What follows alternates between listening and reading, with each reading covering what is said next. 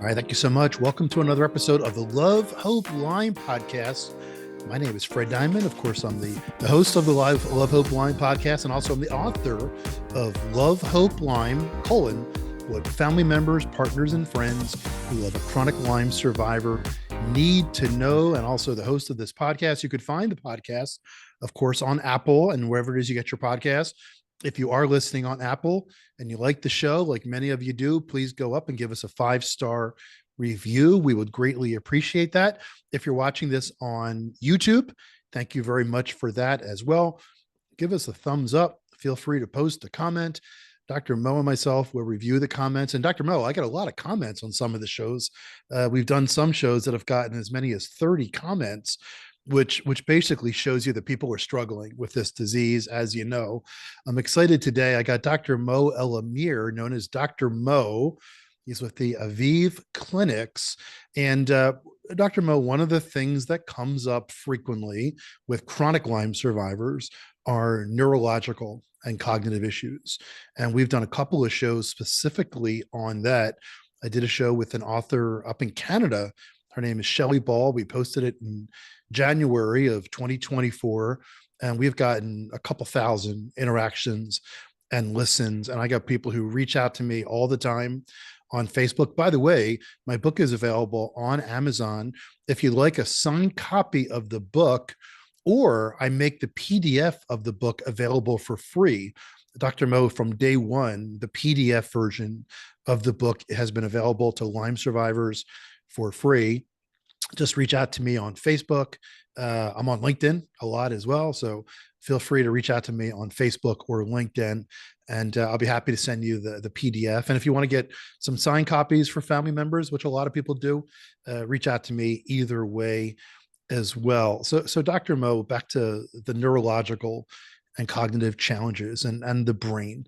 You know, we're talking today about some things you could do for brain care. And I'm excited to have you on the show. Give us a brief overview of Aviv's focus. Yeah, thank you for having me, Fred. And it's a great honor and privilege to speak with you today. And Lyme disease is one thing that we treat, but anything that's related to brain injury, whether it's stroke, traumatic brain injury from concussion, even long COVID. We know there's a lot of cognitive effects with people after they get a COVID infection. Often when it comes to wounds, we see wounds on the feet or on the hands, and we can see them and understand them. But often the wounds that you don't see, like in the brain, are often misunderstood or misdiagnosed. So our clinic really focuses on proper assessment and diagnosis of these wounds in the brain, and of course using our special hyperbaric oxygen protocol to treat and heal those wounds and helping somebody with those conditions, including Lyme. So we're going to be talking about HBOT specifically in a few minutes here. And, when I published my book, Love, Hope, Lyme, in summer of 2022 and started the podcast, people all over the globe reached out to me with, I'll be honest with you, horrible stories of how the chronic Lyme disease has affected their brain, their neurological and cognitive aspects of their life. It's sad. I mean, to be perfectly honest, my book is called Love, Hope, Lyme, to focus on what can be done, but it's a very sad situation for a lot of people. Talk about why you also focus on Lyme disease. There's other, of course, places where you bring valuable service, and it's amazing service, but you made a decision, Aviv Clinics made a decision that Lyme disease is a place where you're providing a lot of focus. What are some of the neurological aspects and effects of Lyme disease? How does Lyme affect the brain? I mean, why did you build this part of your practice?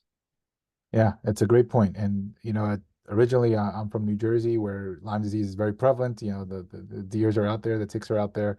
And historically, when you get trained in medical school and residency, and when you start practicing, you say, okay, I see a bullseye rash. I hear somebody went camping, they see a tick.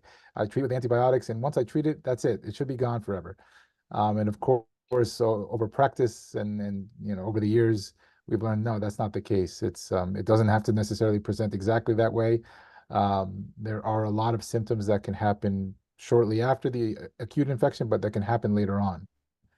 And when we talk about Lyme as a disease, and the spirochete, the organism that causes Lyme disease, it in fact can invade different parts of the body, And it's not entirely unique where an organism can live in the nerves or live in the body and reemerge in different times. The herpes simplex virus, for example, we know you can get a cold sore at any time in a stressful environment. That's the virus just being dormant and then waking up. Lyme disease, the spirochete, it envelops itself in a biofilm. It can release its toxin, and this toxin can affect all aspects of the body, including the brain. So we can see the nervous system get affected with the reaction to the spirochete and the immune system's response. The toxin itself from the spirochete can also affect the nerves in the brain, and it can manifest in different ways, whether it's cognitive, emotional, psychological, pain and pain reception. All of these are related to the nervous system and how Lyme can affect it. Yeah, and it affects people differently. And you raise a good point there that the spirochete can be there for. I've heard of people for decades. They haven't had an issue. They know they were bitten when they were a teenager at camp or, on a hike or something, and then COVID or the pandemic. What kind of stressful situations can cause the spirochete in the brain to start causing problems? The stressful situation could be anything as a simple cold. That's a stress on the immune system, and that can activate. That's very common. An injury, whether it's a physical injury, but even an emotional injury, an extremely stressful situation, a loss of a loved one. Often we see these things flare up. Uh, you know, Even something as simple as a car accident. The car accident might not cause direct physical harm if it's a minor one, but that stress, that cortisol surge, all of those things can activate the spirochete and cause that flare up. So, what are some of the challenges? You kind of touched on this a little bit, but talk a little more about what you see. What are some of the challenges that Lyme survivors, chronic Lyme survivors, will face as it relates to neurological symptoms? And be as bold as you want to be. I mean, again, we get people listening to the South Game to the Love Hope Lyme podcast who are going through some real serious challenges. So, tell us the extent of what you've seen as a medical practitioner in this space. Yeah.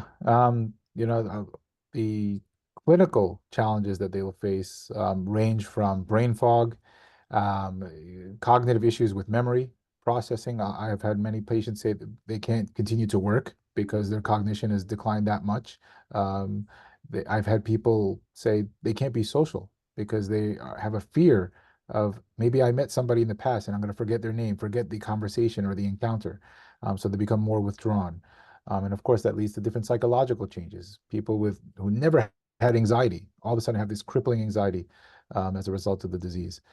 Even to the neurological point where movement, coordination, balance, especially balance is something we see people suffer with quite a bit. And all of those challenges from a neurological point of view, happen clinically. But often my clients will tell me the biggest challenge is not being heard and not being believed. Where the testing doesn't necessarily reflect the clinical symptoms. And if it can't be seen necessarily on a standard MRI or a nerve Yes. conduction study, then it's automatically dismissed. Hey, it's not a real thing. It's just in your head, and that adds insult to injury often with these cases. I've heard that so many times, and I could see people who are watching today's Love Hope Line podcast on YouTube or listening on Apple nodding their head profusely and saying, I'm actually a little bit surprised that you brought that up, but I could see them all saying, thank you. I've had so many people who've listened to the Love Hope Line podcast or watched it on YouTube who have said that the guests I bring on confirm what they've been going through. And I've heard of people, that's interesting that you would bring that up. I've heard of people who've gone to 10, 15 doctors. I had Dr. Richard Horowitz on as one of the first episodes, and he said he had a patient who went to approaching 100 doctors who are not able to tell them what they've really seen. So that happens a lot where people don't quite know what is wrong, and then they get to you and you confirm that it's truly Lyme. Yeah, it's historically the testing hasn't been great to show the chronic nature. You can have an antibody test that say, hey, yeah, at one point you were exposed, but it doesn't necessarily go away and resurface, and it's hard to tell. There isn't a specific the blood test to say, hey, you have neurological damage from Lyme. And over the years, with all of our other research for other conditions, we've developed different ways to assess brain dysfunction. A stroke is easy to see on a standard structural scan like an MRI. A stroke is a stroke, a bleed is a bleed, a cancer is a cancer. But dysfunction doesn't necessarily come up on your standard MRI. And over time, we've developed different scans, different processes to assess and confirm, yes, in fact, you have dysfunction. You have something happening to your nervous system as a result of Lyme. So tell us about your protocol for Lyme patients. What can Lyme survivors expect? And I guess I need to give some type of disclaimer. I mean, I'm not a doctor. You are, of course. So I guess I need to say that the Love Hope Lyme podcast, we don't necessarily endorse what you're going to be telling us here, but we want to bring ideas and solutions to Lyme survivors, because the one thing we know is it's there's so much despair in the world. And you even just confirmed that people might have gone to 10, 15 doctors not getting the right diagnosis, but they know something's going on. And they know that not just, the neurological, but pain and, various things that might be caused by the co-infections, hunger breath, those kind of things. Talk us a little bit about your protocol and what can Lyme survivors expect? Yeah, absolutely. And you're right. There's no magic bullet, there's no magic treatment that can help everybody. So I think the one thing I would say that is applicable to everything is you should have an individualized approach. And that's how we start. Our assessment is a very thorough assessment, 3 to 5 days of testing. It involves both structural but also functional imaging of the brain. We use a type of scanner called SPECT, SPECT. SPECT scans look at the metabolic function or dysfunction in the brain that might not otherwise show on a standard MRI. And that's one of the key parts of our assessment to say, in fact, you have cognitive issues because of this part of the brain having dysfunction. And we have it color coded and easy to interpret. But we'll do neurocognitive testing to really clinically show, okay, yeah, you do have an issue with your verbal memory. And we see that part of the brain affected. Of course, we'll do our whole medical evaluation too to assess for any co-infections, hormonal changes, inflammatory conditions that they often coincide with Lyme. We do a cardiovascular assessment. Lyme can, of course, affect electrical conduction in the heart, so it's important to see cardiovascular function. Gait and balance, we talked about that's a big part of our assessment. Even body composition, people, because of their condition, are less active, they lose muscle mass and build up visceral fat. That's something we assess. And diet is also important, so we have a whole dietary assessment as well. So after the 3 to 5 days of testing, we sit down together with the clients and then the whole clinical team, we review, okay, this is what's going on, this is what we see, and if we think we can help, this is what we're going to provide to you as an individual. And the treatment involves up to a 12-week course of treatment. And we use something called hyperbaric oxygen therapy, which has been around for hundreds of years, treating the wounds that we see, diabetic foot ulcers that don't heal, et cetera. Basically, hyperbaric oxygen involves breathing oxygen in a pressurized environment, and that can increase your oxygen concentration multifold. Now, our specific protocol involves fluctuating oxygen levels, and it is a very complicated protocol. It's Discovery won the Nobel Prize in 2019, but basically we are just fluctuating oxygen levels to trigger the body to go into a healing mode, a regeneration and repair mode, and that involves triggering stem cell growth. Stem cells are blank cells, and they can replace all cells, including brain cells and nerve cells. It triggers growth of new blood vessels to help better blood flow. It improves mitochondrial function. All of these things can be done with this specific protocol over 12 weeks. But in addition to that, we provide a lot of other services that are individualized. So somebody that needs psychotherapy, we'll see the psychologist. Somebody that will have neurocognitive training to improve the cognition, medical follow-up, physical training, physical therapy, vestibular therapy, etc. All of those are offered during the 12 weeks. So as we're making this physiologic change with the hyperbaric, we can guide those changes with the other disciplines. And we see people improve. And we actually make sure objectively we show them why. And we do that with the post-testing. Everything we do before, scans, blood work, et cetera, we do at the end, and we can see those changes. So again, we're talking to Dr. Mo with the Aviv Clinics. I want to talk about psychotherapy for a second there. So talk about, when we talk about neurological and cognitive issues, we can obviously talk about how the brain has changed, right? Because of the spirochetes that are there and the trauma to the nervous system. But talk about psychotherapy for a second, if you don't mind. We're going to have a future show with a psychotherapist for chronic Lyme patients, but we haven't, or survivors. We haven't done that yet. Can you give us a little bit of an insight into how that plays with, the recovery of the brain during this process?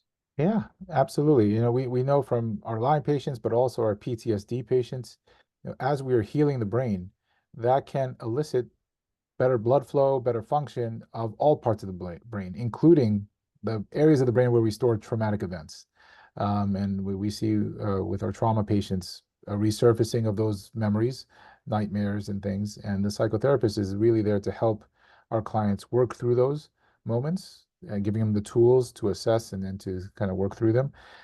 We often say, as distressing as those events might be, it is a good sign. It is a sign that your brain is being triggered and going through the healing process.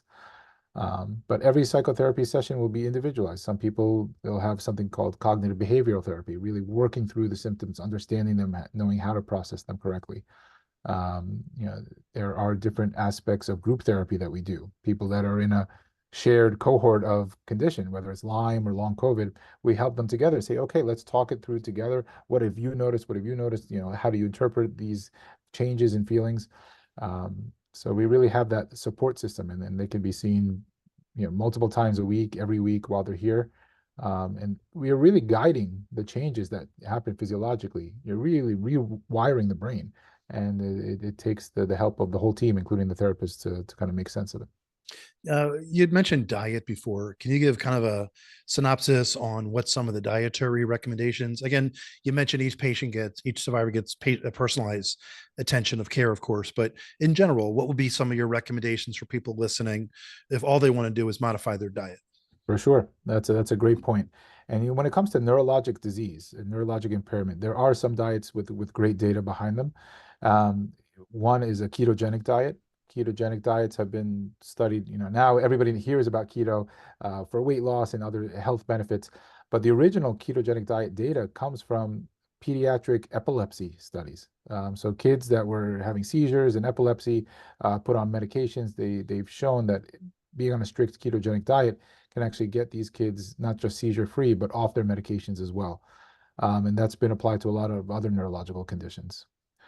Another type of eating style is intermittent fasting, and that's where or time restricted feeding, basically eating within an 8-hour window, for example, and fasting for 16 hours. That's been shown to help a lot of metabolic processes that can help with the healing in Lyme. So those two are probably the best research, best data behind them. How about sugar? Should people eliminate sugar from their diet? No matter what diet you follow, most diets will recommend reducing your intake of sugar. Too much sugar in general is not good for metabolically, not just weight loss, but different inflammatory processes are exacerbated by sugar. And Lyme is a chronic inflammatory state. So yes, reducing your processed sugar especially is recommended for most people. Again, we're talking with Dr. Mo from the Aviv Clinics. And as you're talking about things, more questions are popping into my mind. So I know I'm asking you some questions that we didn't send ahead of time, but can you talk about co-infections? So we talk a lot on the Sales Game Change. I'm sorry, I keep saying Sales Game Changers, which is my other podcast, but on the Love Hope Lyme podcast, co-infections comes up a lot. And again, co-infections are other tick-borne diseases that are transmitted by typically a tick or possibly other vector-borne transmission. The Bartonella, Babesia, of course, are the two big ones. Talk about, and those are parasitic, they're not bacteria. Talk about your brain care for the co-infections. Yeah, that's a great point. And you're right to mention Bartonella and Babesia. Those are the most common ones. But other people can have other co-infections, whether it's COVID, influenza, herpes, other bacterial infections can come across. I always look at it in 2 points of view. One, the actual co-infection, the organism that's causing it, and what can affect it. And two, the immune system's response to the co-infection. Because often we find that your body's response to destroy the organism that's invading often causes collateral damage. And we can see evidence of that in the blood work and the different testing. We know with our clinic and our treatment, hyperbaric oxygen actually helps destroy some of these organisms. For example, Lyme and some of these co-infections, they envelop themselves in a biofilm. A lot of them are anaerobic where they do not like oxygen. It takes oxygen under pressure to really break through the biofilm and destroy the organism. And that goes for Lyme, but also all these other co-infections. So that takes care of killing the actual organism. Then the actual protocol of growing new stem cells, improving function, that is helping the collateral damage from the immune system's response. And you're repairing basically, after a war, you get a rebuild. And that's essentially what the protocol is doing. want to ask you one question here, and this comes up a lot. Again, there's tons of social media places where Lyme survivors ask questions on Facebook and Reddit and Instagram. You use the word destroy here. Uh, can you truly, people always ask this, can you cure yourself from chronic Lyme, or do you just hopefully go into long-term remission? And you talked before, Dr. Mo, about stressors. Could be anything, you said, basically could cause a stressor to cause, the bacteria to, to spur and reinfect. What is your belief? Can you destroy Lyme disease, or do you basically do everything possible to control it in the remission stage? Um, I'm just Yeah. curious on your thoughts. Yeah. I'll speak to it from a data perspective, and I'll speak to it from an anecdotal, just over years of practice.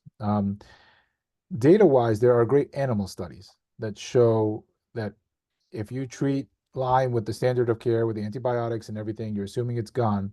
When they do post-mortem biopsies of these animals, they still see the spirochete living in there, despite best practices with antibiotics, even chronic antibiotic use, because of the biofilm, and it protects itself. They've done some hyperbaric studies where they show they were able to actually destroy and get rid of the biofilm and then destroy the organism. Now, these were done in animal studies. They haven't been done in human studies because, frankly, you need to take multiple biopsies of tissue throughout the whole body, and that's not something we put humans through yet, or at all. So from a data standpoint, we know it is possible. Anecdotally, majority of my clients, when they go through the treatment, they come out of it as if they're back to normal without any issue. But there are some clients that say, yeah, I feel like I've improved, and we'll have 6-month follow-ups, 1 year, 2 year follow-ups, and a certain percentage of them, maybe 15%, say, hey, I'm starting to feel a little bit of some of my symptoms coming out. And when you go into it, there was some kind of stressor. And we might say, hey, maybe you do need some maintenance. Maybe you do need another, touch-up treatment. But the majority tend to do very, very well after the initial treatment. And we can at least point to some of the other animal studies showing that, in fact, you can get rid of it. Once again, Dr. Mo, thank you so much. And the work that y'all do is just tremendous. And there are, someone estimated to me there are 60 million people on the planet, in the chronic Lyme stage. I talked to doctors in Poland. I've spoken to people all over the world who are struggling with this. And it's, of course, there was the documentary calling it the quiet epidemic. And more and more people, luckily, are becoming aware of it. And unfortunately, more and more people are becoming affected by it. Are there any other parts of your process that you want to touch on, or any other things that we might have missed? Yeah. What you're doing, Fred, is a big part of the push to get more awareness out there. So I commend you for your podcast and all the work you put in. We try to do our part as well. So I offer everybody free complimentary consultations with me or any of our physicians. So whether you're suitable for the program or not, whether you think you can come down to our clinic or not, we do Zoom consultations all the time. So if anybody wants to speak to me or anybody about our program and our experience, I'm happy to do so. All right, tell us again where the clinic is based. So the Aviv Clinic, we're here in Central Florida in an area called the Villages. It's about an hour north of Orlando. We've been here since June of 2020, and right now this is the only clinic of ours of its kind in the United States. But our clinic originally started in Tel Aviv, Israel, with Dr. Shai Efrati, and we actually have a third location in Dubai that's 3 years old. And we will be opening up other clinics in the United States, so just a matter of time. So stay tuned. All right. I want to thank Dr. Mo Elamir for being on today's Love, Hope, Lyme podcast. I want to thank everybody for listening as well. Again, if you're listening on YouTube, please give us a thumbs up, leave a comment.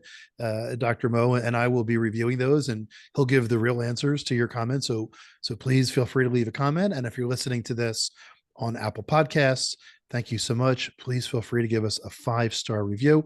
Dr. Mo with the Aviv Clinics, thank you so much for being on today's Love, Hope, Lyme Thank you, podcast. Fred.